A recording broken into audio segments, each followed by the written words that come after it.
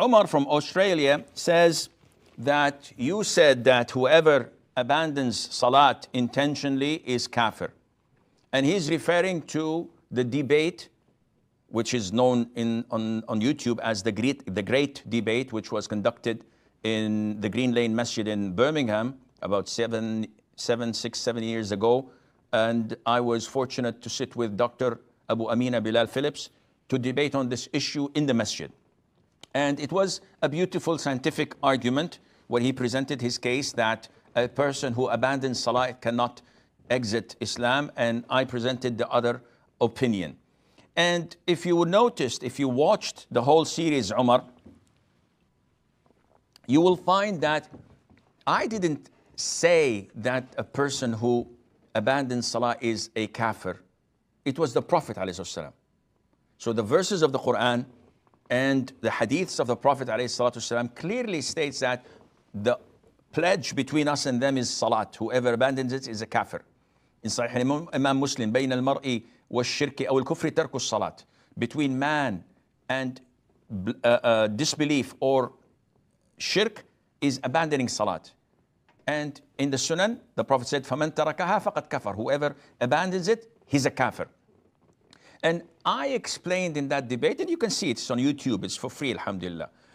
You can see that I have stated that this is the ruling in Islam, which is theoretical, meaning that whoever does this is a kafir. Likewise, when I say whoever prostrates to an idol is a mushrik, you don't have any disagreement with that. Is it not true? And you would say, no, I believe in that. So if I would say to you, Akhi, I know where you're going with your question. And this is not a true story which took place between Imam Shafi'i and Imam Ahmad. When Imam Ahmad said that whoever abandons salah is a kafir, so Imam Shafi'i asked him, so okay, if this kafir wants to accept Islam, what should he do? Say, La ilaha Muhammad Rasulullah? He said, yes. So he already says, La ilaha Muhammad Rasulullah. So how did you take him out? This is not authentic. This is not a true story. But I know where you're coming from. Let me ask you this. If someone says that I don't believe that drinking khamr, drinking wine, intoxicants, is prohibited. I believe it's halal. What would you say? So no, this is kufr. Whoever says this is a kafir. Says, okay, now this guy wants to accept Islam. What should he do? You say La ilaha Muhammad Rasulullah. Touche. The guy already says La ilaha Muhammad Rasulullah, but the thin and fine lining here, the silver lining is that when he said, I don't believe intoxicants is haram, he nullified La ilaha illallah.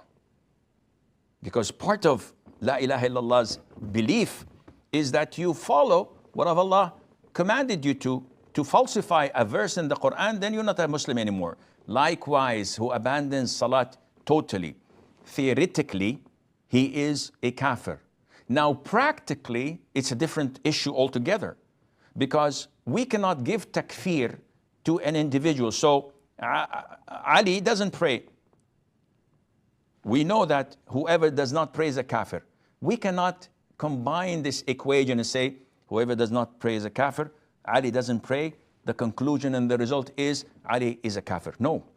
We have to ensure that the conditions are fulfilled in Ali, that he's not ignorant, that he is not forced to do this, that he doesn't have any misinterpretation, among the other things. And that there are no obstacles preventing us from assuming or giving him takfir.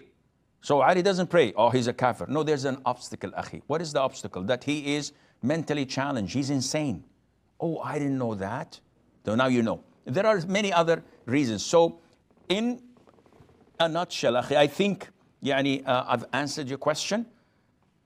Practically speaking, we can't give takfir to people who do not pray until we ensure and we are certain that they have fulfilled the conditions, that they are not willing to pray. And this is what Shaykh al-Islam ibn Taymiyyah, may Allah be pleased, may Allah have mercy on his soul, said at the end of this discussion. He said that if a man was caught by the authorities and he was told, pray, he said, I don't want to pray. I believe that prayer is one of the pillars of Islam, but I don't want to pray.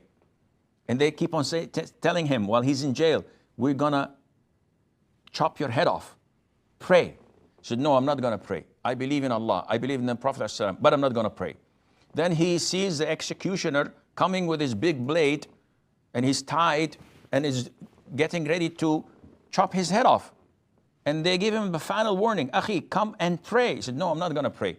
Ibn Taymiyyah says, this guy, once executed, he should be thrown in the desert. He's not a Muslim. No one is so defiant and adamant on not praying, knowing that he's going to die because of that, except that a person is not a Muslim, and Allah knows best.